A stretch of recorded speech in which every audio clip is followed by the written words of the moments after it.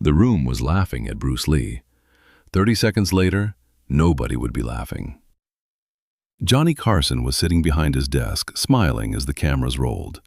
The audience was relaxed, entertained, completely unaware that they were about to witness a moment that would change the mood of the entire studio.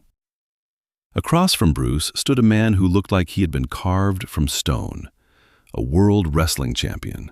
Massive shoulders, enormous arms, a chest like armor.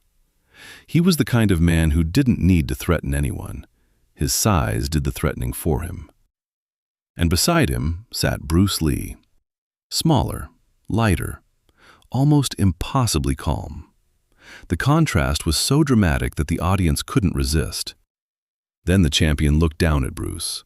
He smiled and said the words that made the entire studio explode with laughter. "You're too small." Bruce didn't react.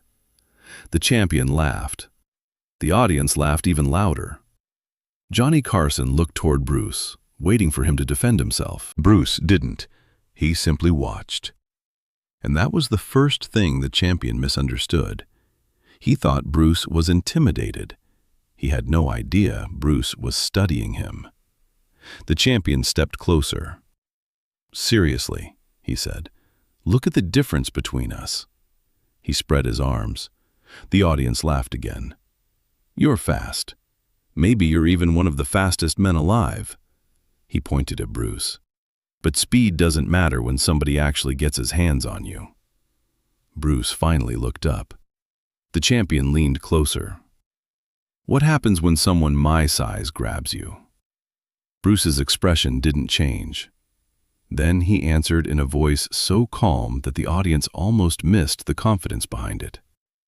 "I wouldn't let you grab me." The laughter stopped. Not slowly, all at once. Johnny Carson's smile faded. The champion stared at Bruce. For a moment, neither man moved. Then the champion laughed nervously. "That's your answer?" Bruce nodded. "That's my answer." The champion looked toward the audience. He expected them to laugh with him. They didn't. Something had changed. Because Bruce hadn't claimed he was stronger. He hadn't claimed he could overpower the champion. He had said something much more unsettling. He had said the champion would never get the opportunity to use his greatest advantage. The champion's smile disappeared. "You martial artists always say the same things." He raised one finger. "Speed," another. "Technique," another. "Timing." Then he tapped his enormous chest. "But none of that matters when someone this big gets both hands on you." Bruce looked directly into his eyes, then said, "Then find out." The audience gasped. Johnny Carson slowly leaned back. The champion didn't move. Bruce didn't either. For several seconds, the studio felt frozen. The champion had expected Bruce to retreat. Instead, Bruce had just opened the door. And now the champion had a choice: walk away or prove him wrong. He chose the second. "All right," the champion said. He stepped toward the open space in the studio. "Let's find out." The audience erupted. Johnny Carson stood. The cameras immediately turned toward the floor. Nobody had planned this.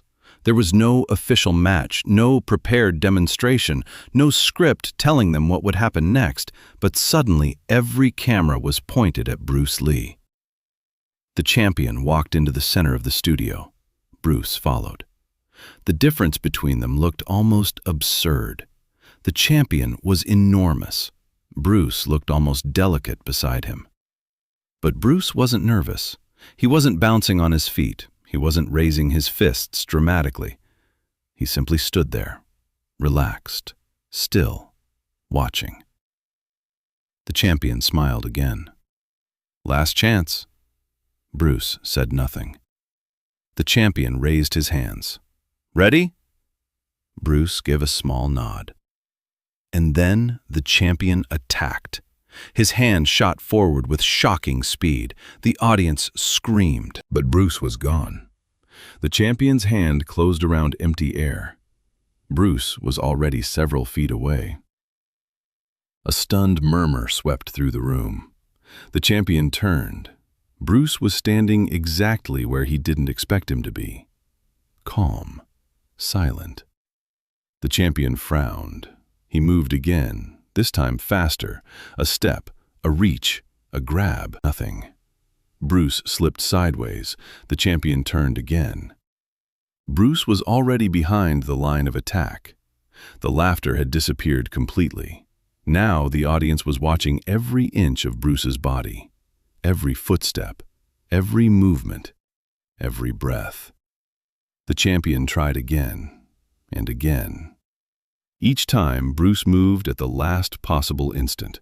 Not early, not late. Perfectly timed. The champion wasn't chasing a frightened opponent. He was chasing a shadow. Finally, he stopped. His breathing had changed. Bruce was barely breathing hard. The champion stared at him. "You're running." Bruce shook his head. "No." "Then what are you doing?" Bruce looked at him. "Watching." The champion frowned. "Watching what?" Bruce's eyes moved briefly toward his shoulders, then his feet, then his hands, then back to his eyes. "Everything." That answer irritated the champion. He charged. This time there was no hesitation, no testing, no joking. He committed his entire body to the attack. His massive frame came forward like a train. His hand reached for Bruce's shoulder. And for one tiny moment, the champion thought he had him. But Bruce saw something nobody else in the room saw. The champion's shoulder moved first, then his hip, then his front foot. His weight shifted forward. His body had already announced the attack before his hand ever reached Bruce. Bruce moved. One step, just one. He slipped outside the champion's reach, and then his hand touched the man's arm. That's all. No punch, no dramatic strike, no display of brute force. Just a touch, a turn, a redirection. Suddenly, the champion's own momentum betrayed him. His enormous body lurched forward. One step, two. He nearly lost his balance. A massive gasp came from the audience. The champion caught himself. Silence. He slowly turned around. Bruce was already standing several feet away. His hands were relaxed. His face was expressionless. He hadn't even smiled. The champion stared at him. For the first time that night, he wasn't looking at Bruce's size. He was looking at Bruce's eyes. And something in those eyes made him uncomfortable. Because there was no fear there, no anger, no excitement, only awareness. Bruce finally spoke. "I told you." The champion said nothing. Bruce continued. "I wouldn't let you grab me." The audience erupted. Johnny Carson looked stunned. But Bruce didn't celebrate. He didn't raise his arms. He didn't mock the champion. He simply stepped back, and somehow that made the moment even more powerful. Because Bruce wasn't trying to prove that a smaller man could become bigger. He was proving that size wasn't the only thing that mattered. The champion breathed heavily. Then he asked the question that nobody expected. "How did you know where I was going?" Bruce looked at him. A faint smile appeared.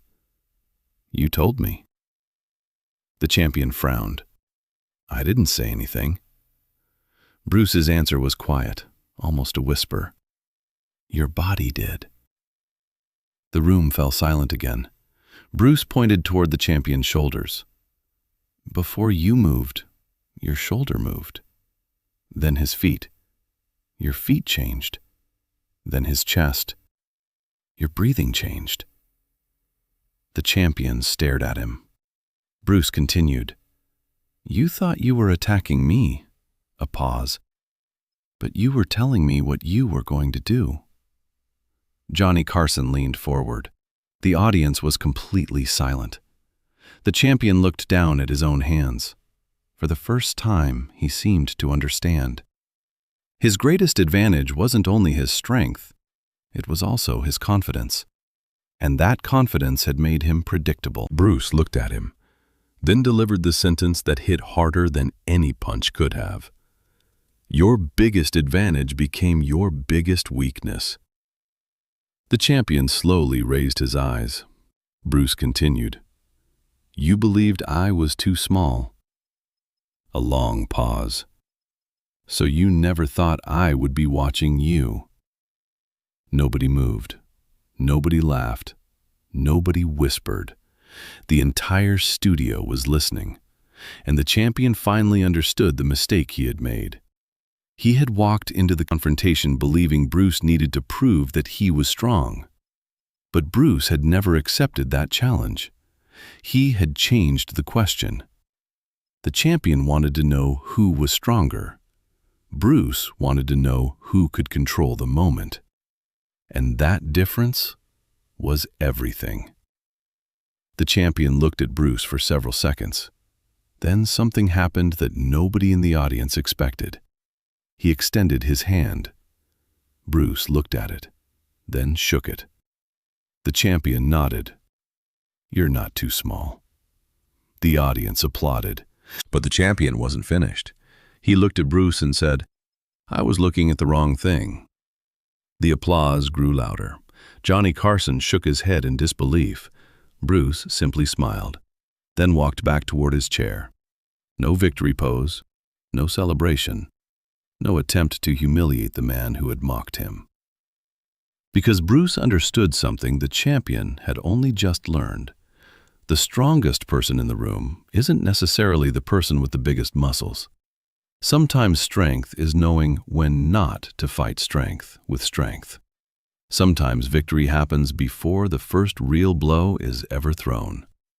And sometimes the most dangerous man in the room is the one nobody takes seriously. That night, the audience had laughed because Bruce Lee looked too small. But by the end of those few minutes, nobody was looking at his size anymore. They were looking at something far more difficult to measure. His timing, his awareness, his control, and most importantly, his calm. But there was one thing the audience didn't know. Bruce hadn't shown them everything, not even close. Because the champion had only tested one part of what Bruce could do. And when Johnny Carson asked Bruce what he would have done if the champion had actually managed to get both hands around him, Bruce gave an answer that made the champion's expression change completely. The cameras kept rolling. The audience leaned forward. And Bruce slowly turned toward the champion. If you had actually grabbed me, he paused. The entire studio waited. Then we would have found out how strong you really are. The champion's smile disappeared. And for the first time that night, he looked genuinely curious. Because the confrontation wasn't over.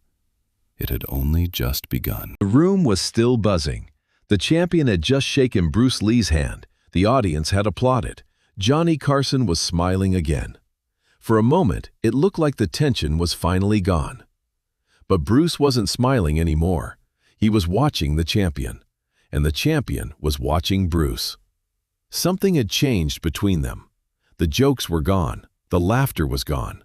Now there was curiosity. The champion had felt something he couldn't explain. Every time he moved, Bruce seemed to know. Every time he committed, Bruce disappeared.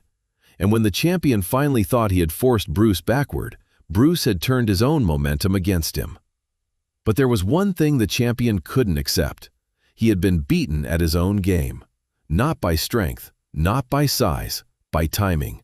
And for a man who had built his reputation on controlling other men physically, that was difficult to swallow.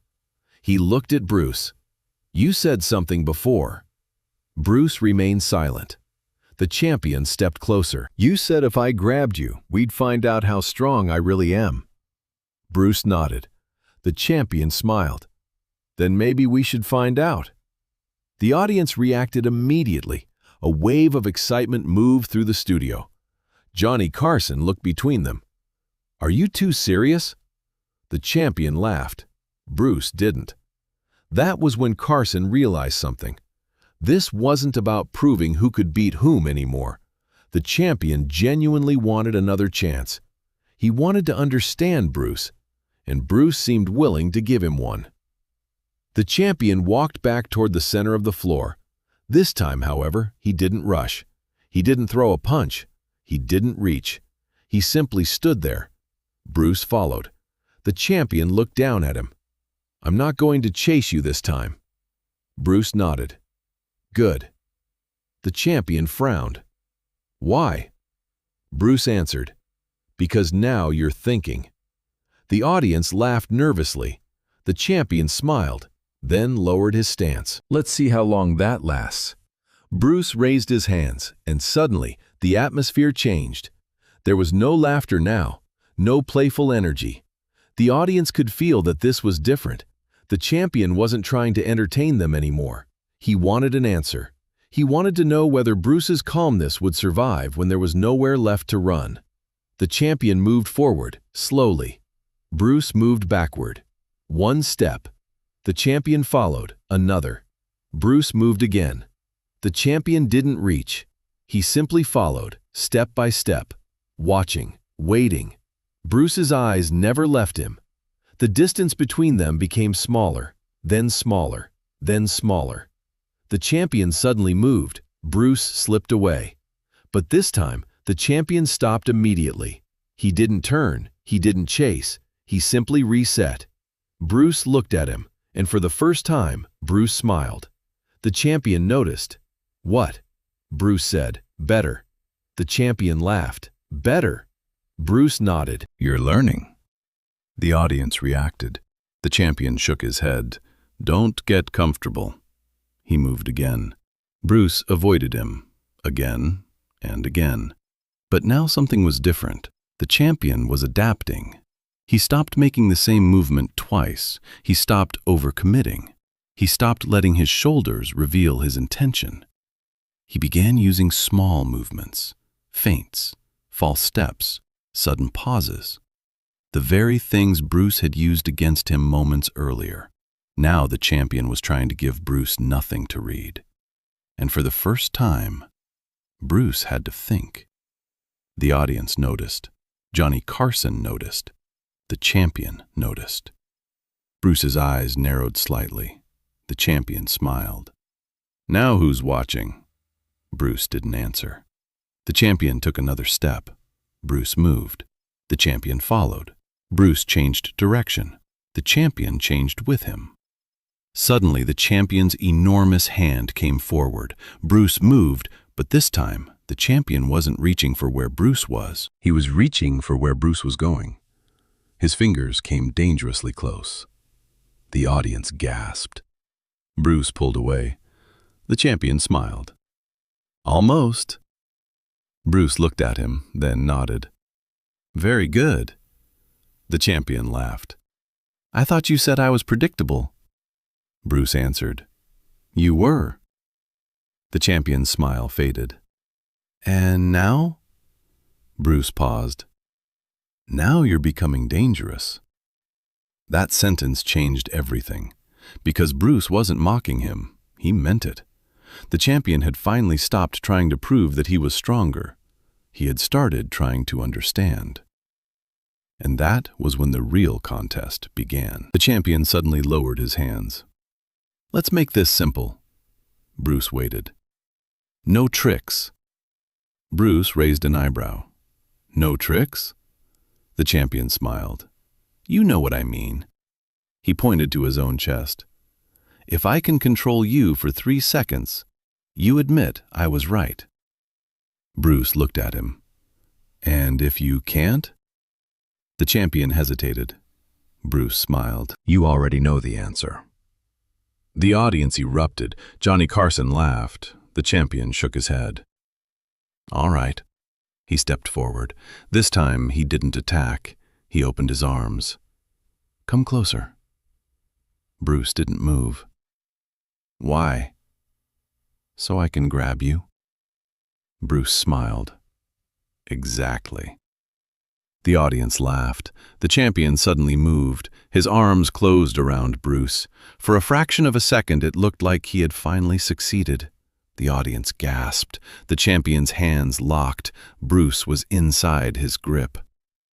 The champion smiled. I got you. The room erupted. Johnny Carson stood up. The champion looked toward the audience triumphantly. But Bruce wasn't panicking. He wasn't struggling wildly. He wasn't trying to overpower the champion. He was completely still. That was the moment the champion's smile disappeared. Because Bruce wasn't fighting the grip. He was feeling it. Where the pressure was, where the weight was, where the champion's balance was. Bruce lowered his center of gravity. The champion tightened his arms. Now what? Bruce looked up and calmly said, Now you made your mistake. The champion's expression changed. Bruce shifted, barely, a tiny movement. The champion adjusted his feet. Bruce shifted again. The champion followed. Then Bruce stopped. For 1 second, everything was still. And then Bruce moved, not with force, with position. He turned his body at exactly the right angle. The champion's grip changed. His balance shifted. Bruce stepped around the center of pressure. The champion tried to tighten his hold, but his own movement created the opening. Bruce slipped one arm free, then the other. Suddenly, the champion was holding nothing. Bruce was standing behind him. The audience exploded. The champion turned. Bruce was already several feet away. The champion stared. His chest rose and fell. He had finally managed to grab Bruce, and somehow, that had been exactly what Bruce wanted. The champion looked toward Johnny Carson. Did you see that? Carson shook his head. I don't think anyone did. The audience laughed, but Bruce wasn't laughing. He looked at the champion. You were strong enough to hold me. The champion nodded. Bruce continued, but you weren't balanced enough to control me. Silence. The champion looked down at his feet, then back at Bruce, and suddenly the lesson became clear. Strength could create pressure, but pressure without balance could be redirected. The champion slowly nodded. I understand. Bruce said nothing, but the champion wasn't satisfied. He wanted one final answer. One more. Bruce looked at him. One more? The champion nodded. This time, I'm not going to grab you. Bruce waited. I'm going to stop you. Bruce's eyes narrowed. The champion lowered his stance. You come to me. The room went silent. This was different. Until now, the champion had been trying to catch Bruce. Now he was asking Bruce to attack. Johnny Carson looked toward Bruce. The audience leaned forward. Bruce stood completely still. Then he took one step. The champion didn't move. Another step. Still nothing. Bruce continued. The distance between them disappeared. And then, Bruce exploded forward. The champion reacted instantly. His hands came up. For a split second, it looked like he had finally solved the puzzle. But Bruce wasn't going toward his hands. He was going toward the opening between them. One movement, a sudden change of direction. The champion turned. Bruce was already past him. The audience screamed. The champion spun around. Bruce was standing behind him. Again. The champion laughed in disbelief. You did it again. Bruce nodded. The champion shook his head. How? Bruce looked at him. You were trying to stop me. Yes. You forgot to move with me. The champion stared. Bruce continued. When you focus only on stopping the person in front of you, you stop seeing the space around you. The champion was silent. Johnny Carson slowly sat down. The audience wasn't making a sound. Bruce looked toward the champion. You kept asking how I could be faster than you. A pause. That was never the question. The champion waited. Bruce's voice became quieter. The question is why you were moving where I wanted you to move. The champion's face changed. He finally understood. Bruce hadn't been reacting to him. He had been guiding him. Every step, every angle, every failed grab. Every moment the champion thought he was chasing Bruce, Bruce had been choosing where the champion would end up. The champion looked down, then slowly laughed. Not because it was funny, because he finally understood how badly he had misjudged the situation. You weren't fighting me. Bruce nodded.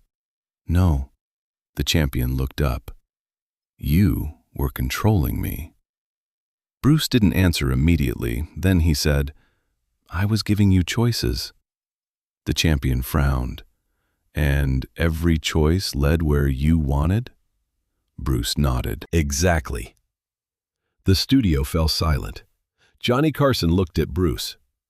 So you're saying the whole thing was decided before he even touched you? Bruce glanced toward the champion. No, he paused. It was decided when he thought size was the most important thing. The champion stood completely still. Those words hit him harder than anything else that night, because now he understood. His mistake hadn't happened when he attacked Bruce. It had happened earlier. The moment he looked at Bruce and decided he already knew what kind of man he was. Small, fast, easy to intimidate, easy to overpower. That assumption had controlled every decision he made afterward, and Bruce had simply used it. The champion extended his hand again. This time there was no challenge behind it, only respect. Bruce shook it, but before they separated, the champion leaned closer. There is one thing I still don't understand. Bruce looked at him. What? The champion lowered his voice. If you knew everything I was going to do, he paused. Why didn't you hit me? Bruce looked at him for several seconds, then smiled. Because I didn't need to. The champion froze. Johnny Carson stared at Bruce.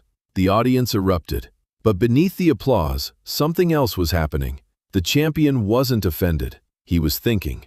Because Bruce had just revealed the difference between fighting to hurt someone and fighting to control a situation. And that distinction would stay with him long after the camera stopped rolling. But the night wasn't over. Johnny Carson had one final question. A question that would force Bruce to explain something far deeper than speed or martial arts. Carson leaned toward the microphone. Bruce? The audience slowly became quiet. Bruce turned toward him. Carson asked, if size doesn't determine the winner, then what does? Bruce looked around the room, at the champion, at the audience, at the cameras. Then he gave an answer so simple that nobody expected it. The person who loses control first. The champion's expression changed, and Johnny Carson realized that the audience had been watching the wrong contest all along. Because Bruce Lee wasn't teaching them how to beat a bigger man.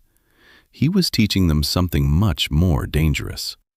How to stay calm while the other person is slowly losing control. And that lesson was about to become personal. Because the champion had one final test for Bruce. A test that would remove speed, remove distance, remove excuses, and force Bruce into the one situation where his size should have mattered most. The champion looked at Bruce and said, "Then let's take away your speed." Bruce's eyes narrowed. The audience went silent. The champion stepped closer. No running. A pause. No distance. Another pause. Just strength. Bruce looked at the enormous man standing in front of him, then slowly smiled. All right. And this time, Bruce stepped toward him. Not away. Toward him. The audience held its breath, because for the first time that night, Bruce Lee was walking directly into the one advantage everyone had assumed the champion could never lose. His strength. And nobody in that studio knew what was about to happen next. The studio went completely silent.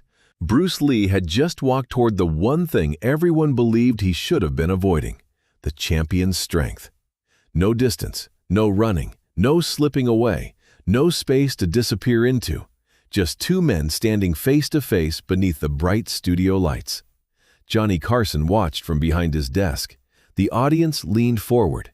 Even the cameras seemed to become still. The champion looked down at Bruce. "You agreed?" Bruce nodded. "No speed?" Bruce nodded again. "No running?" Another nod. The champion smiled. "Then let's see what happens." Bruce looked directly into his eyes. "Go ahead." The champion stepped forward, his arms opened. This time, Bruce didn't move away. The champion wrapped both arms around him. The audience gasped. He had him, completely. The champion tightened his grip, his massive arms locked around Bruce's body. For the first time that night, Bruce couldn't simply step aside. There was nowhere to go. The champion looked toward the audience, then toward Johnny Carson. A smile slowly appeared on his face. "This," he said, "is what I was talking about." The audience watched. Bruce was trapped, or so it seemed. The champion tightened his grip again.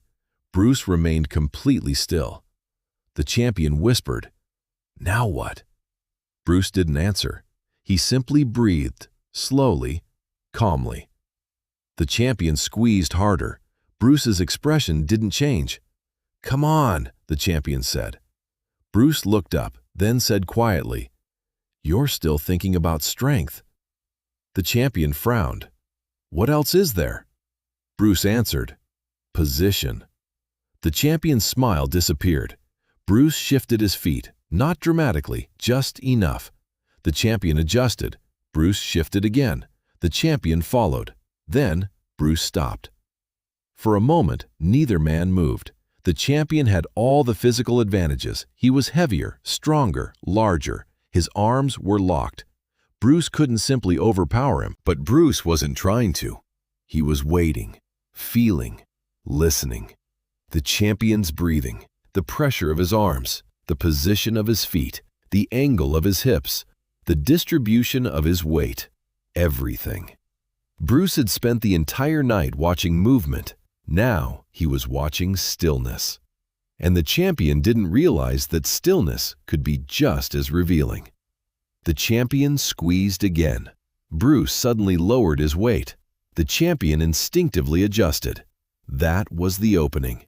Bruce rotated his body, not enough to escape, just enough to change the angle. The champion tightened his grip, but now his own arms were working against him. Bruce shifted his shoulder. The champion's balance changed. One foot moved. Just one. Bruce felt it and instantly moved with it. The champion stumbled half a step. The audience gasped. Bruce slipped one arm free, then turned. The champion tried to recover. Bruce stepped behind him. The grip was gone. The champion turned around. Bruce was standing in front of him again. The audience erupted.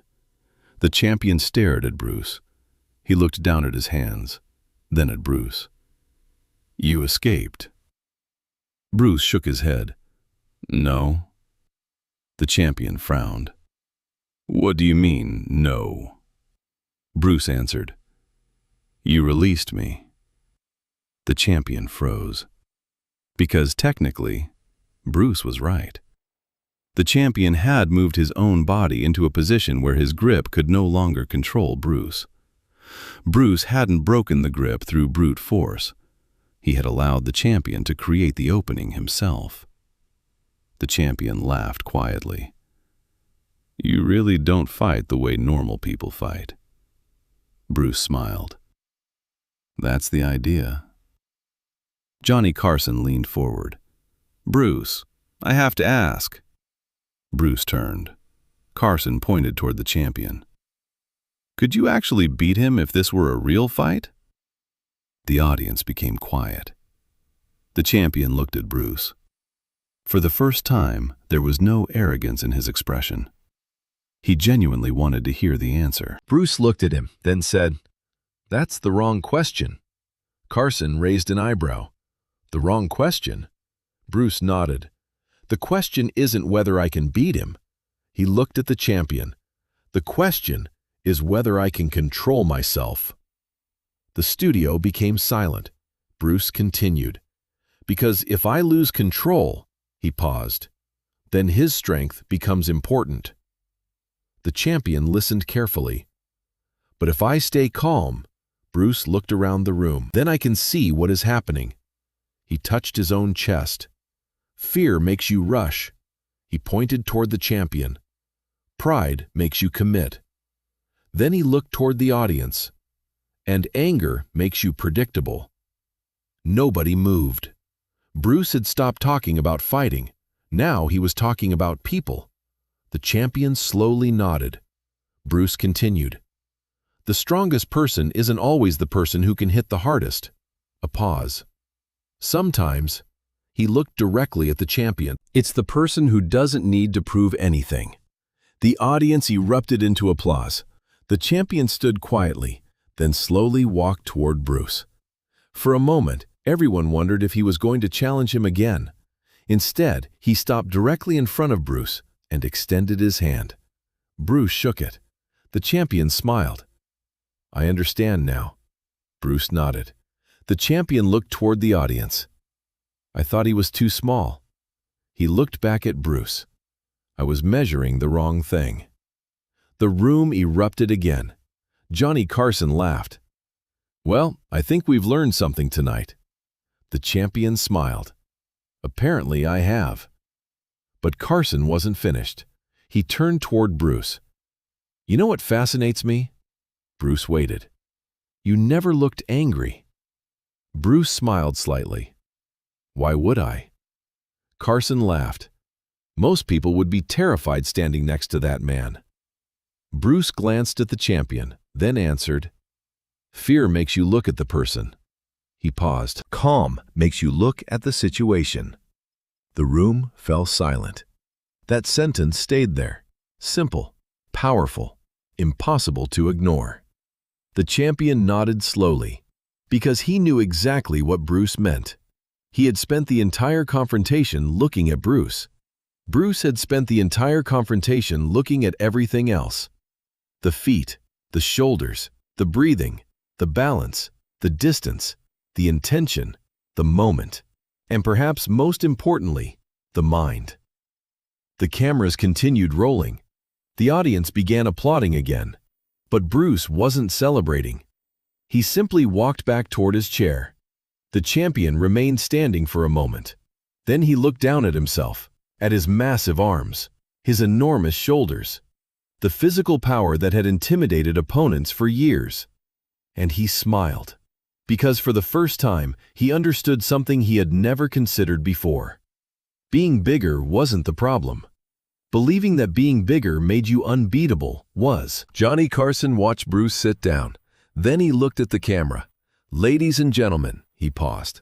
"I don't think anyone expected that." The audience laughed and applauded. Bruce smiled. But the most important moment wasn't the applause. It wasn't the escape. It wasn't the champion's failed grab. It wasn't even the moment Bruce redirected his momentum. It was what happened before any of those things. The moment the champion looked at Bruce and decided, "You're too small."